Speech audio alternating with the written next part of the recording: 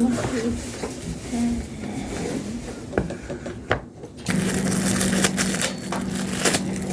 try.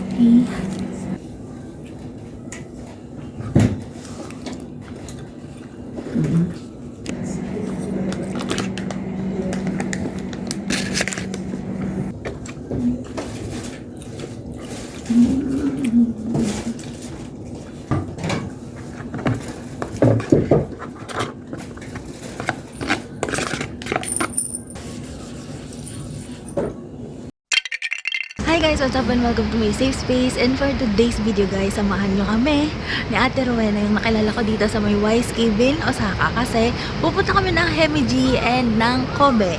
So yun ang adventure natin for today. And yung ngayon, nagkuha ako ng Kansai Pass pero for one day lang. So titignan ko rin kung worth it nga ba talagang kumuha nun. So yeah, let's go!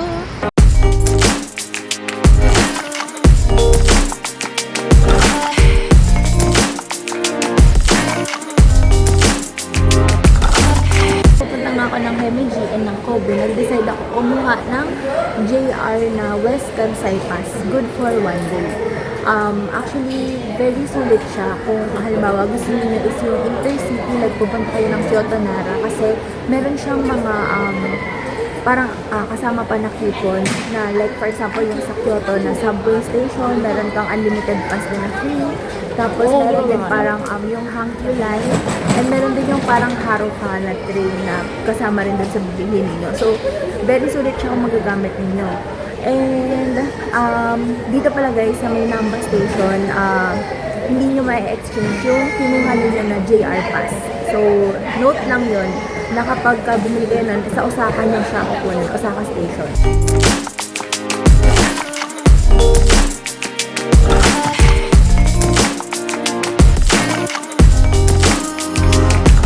Ayan, so on the way na kami sa Osaka Station.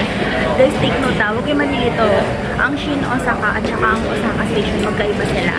So, nilipat na kami na tagita JR Line. Okay. So, dito na. So, yun guys, kasi tinanin nyo ha, iba ang Shin Osaka sa Osaka Station. Ang Osaka Station ng JR is, ang kakonekta niya is yung Umeda Station ng subway. So, baka malito kayo. Yan, we're here at Osaka Station ng JR. Hindi yung Osaka Station ng ano ha, na subway. So, yan. And, alito nga, parang ang vibes niya, parang, girl, parang yung vibes niya, parang ano, no? Co-ex. Parang. No? Yung ano, yung pagka-mall niya, di ba parang co-ex yung vibe?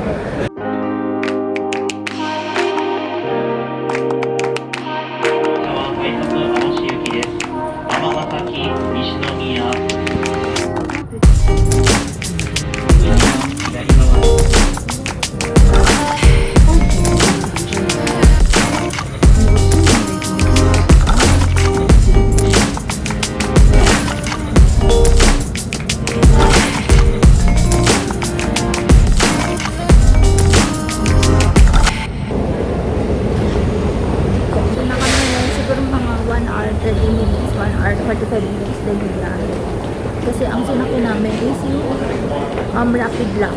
And order.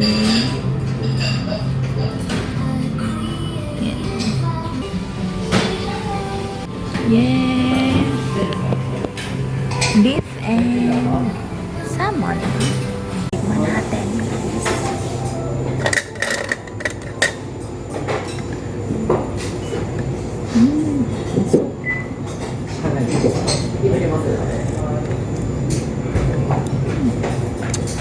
Sarap.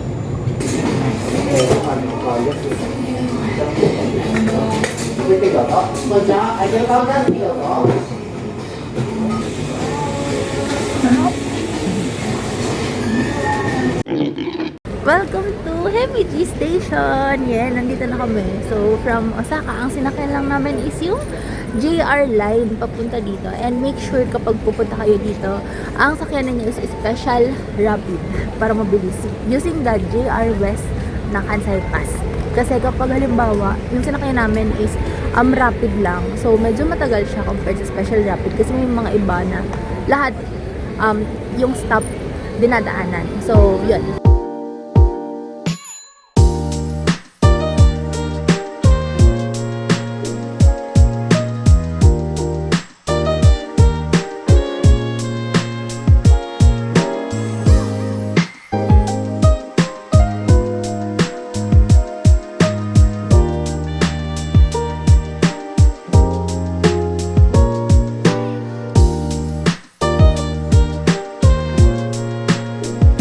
Yeah, welcome to Himeji Castle. Yan.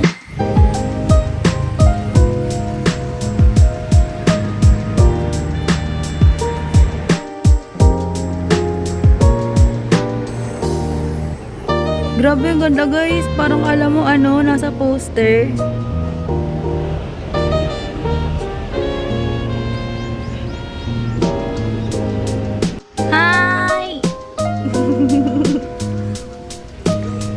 Cute! Puro mga bata sila.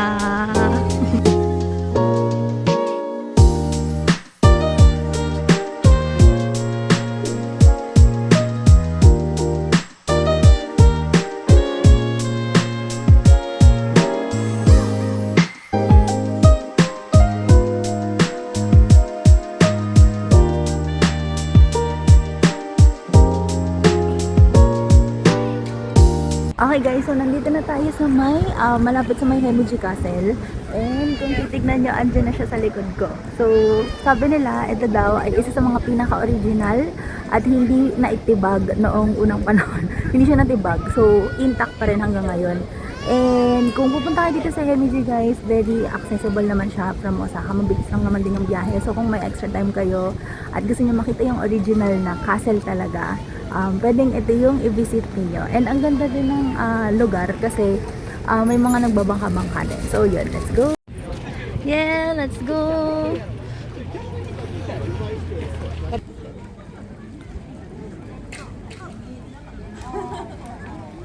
Guys, in fairness dito sa Himeji Castle, yung lugar niya as in, tada! Autumn na autumn pa din. As in, pulang-pula. Ayan oh. And first time ko makita yung ganito. So, kahit paubos na sila, parang natutuwa pa rin ako. Ganyan. Kasi ang ganda pa rin.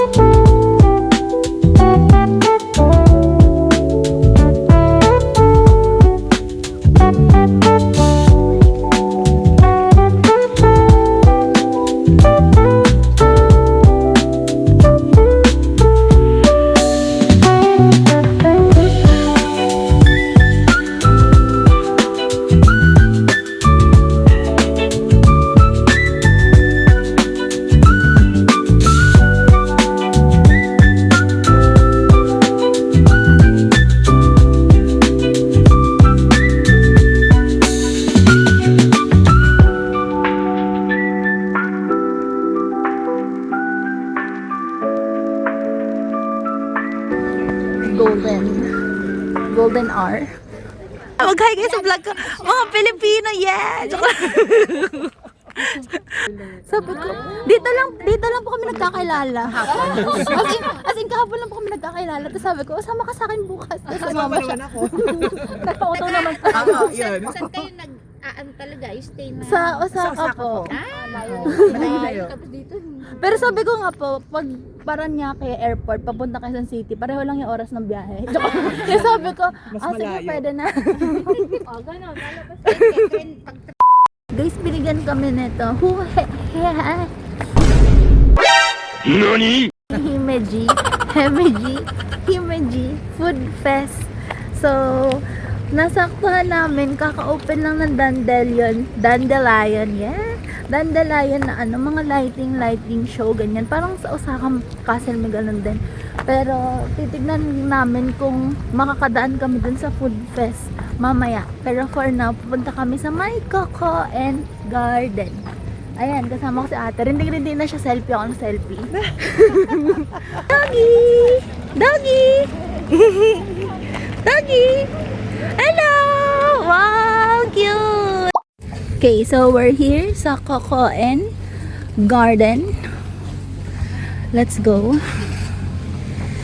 Kung pupunta kayo dito guys sa Coco and, so from Himeji Castle, sa kanan nun, lalabas kayo around 300 meters. So, malapit lang naman guys. So, let's see kung abot kami. Time check, siguro mga alas 4 na. Feeling ko naman abot kami. Let's go. Yan, screenshot nyo na lang. 310 yung bayad. Meron din silang tea ceremony. Machine lang pag bibili. Yeah, autumn. Kaso medyo ano na. Medyo ayan o. Tanggal na. Actually marami rin ganyan sa bahay namin eh. Marami rin ganyan sa bahay namin. Mamamatay na yung mga dahon kasi hindi na didiligan. Joke. Ayan. Ito yung entrance niya. Wait, picture natin si kuya. Picture. Hi. Hi. Okay. Okay. Wow.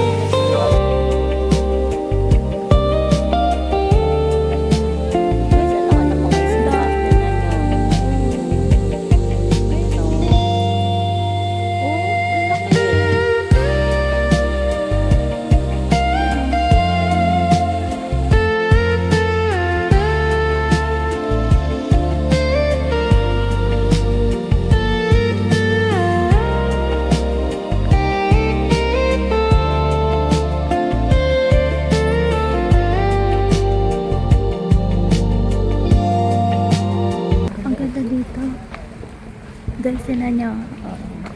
Ayan o.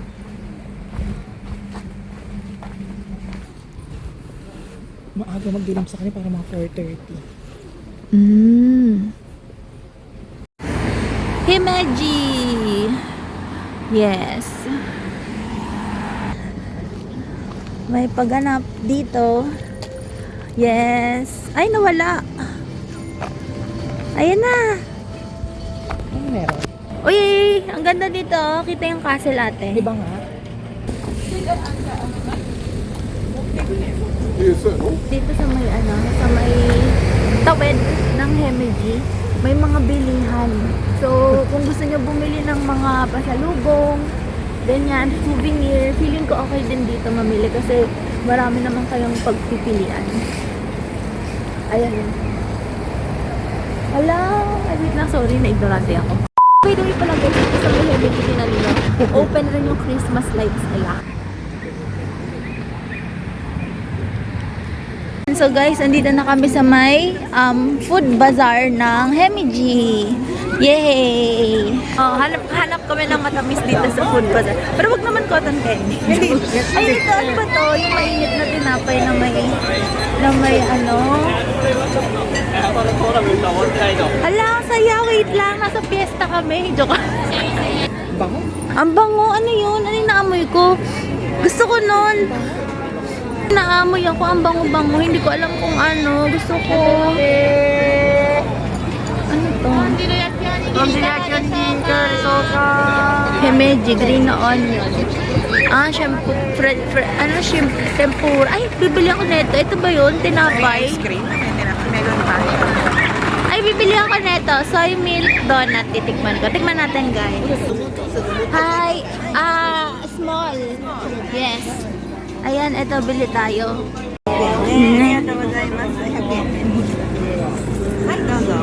Arigatou gozaimasu. Bumili na kami, pero hindi pa namin kinakain. Kasi bawal kumain naman naglalakad. Char. So, tingnan natin. Sana may show. Anong binili mo, ate? Bread with cream, I think. Hindi ko alam yung pangalan eh. At saka kung mapapansin niyo guys, kasi syempre parang wala naman kami sa parang mas maraming turista. Mas mura yung mga presyo ng bilihin dito. Like, yung kanya 120 lang. Pero maliit lang. Kuha ka, kasi madami to. Para siyang donut, masarap. Alam mo yung feeling ng Mr. Donut na yung bilog-bilog. Ganun yung tinapay niya. Tara!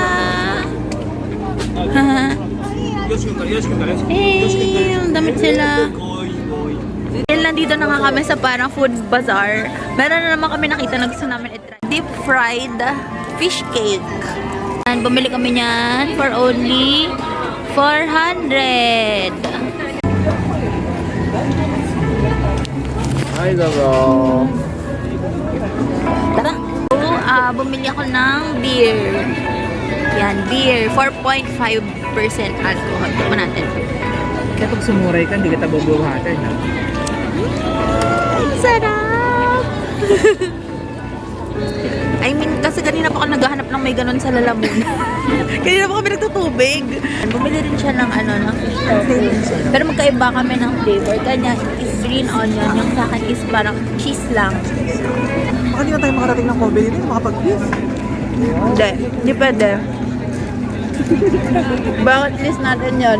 Totoong Kobe beef sa Kobe. Parang kita pa na mamaya na ako. Tapos kanin.